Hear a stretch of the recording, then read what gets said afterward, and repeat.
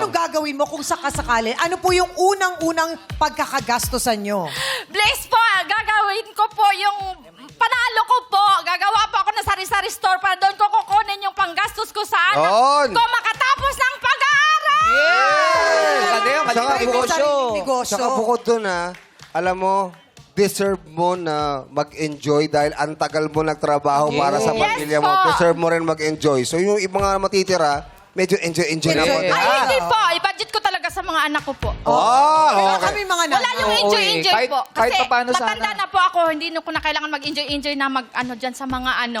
Yung, Hindi naman yung enjoy na Hindi, enjoy. parang Yung mag-relax ka lang ba? Relax ka lang. Opo, Pumunta opo, kayo sa opo. dagat ng mga Oo, magpasalon Ay, sa'yo, nakakalulubog pa kami. Ha? Mag-aksidente pa kami doon sa Oh, dagat. wag pa Ayaw natin niya. to. Si Kahit ano ho. Si Nanay Inday, kahit pasalon, ganyan para sarili. Pasalon. Pag, Ayos Eh, po. hindi ko po nakatikim ng salon yung buhok ko. kaya lang po, pag nanalo kayo, pwede niyong gawin. Oh, ganito na lang. Ganito na lang. Sayang ang pera, Gan- ma'am. Oo po, ganito na lang. Bahala na kayo sa sarili niyo.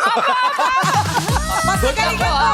Good luck! Good luck, Good luck, Nanay. nanay. Eh, sarili siyang desisyon. Oo, Saka- may mga plano na siya. Correct. Huwag Talaga mo eh. guguluhin yung plano. Oo. Kumbaga kaya po parang siya- yung ibang tao, di ba? Parang, hindi, okay lang, pabaya ko yung sarili ko, basta hindi ko Sa anak ko. papabayaan yung Mga pamilya anak ko. ko, Meron yes. talaga mga ganun tao. Ganyan ang mga ulirang ina.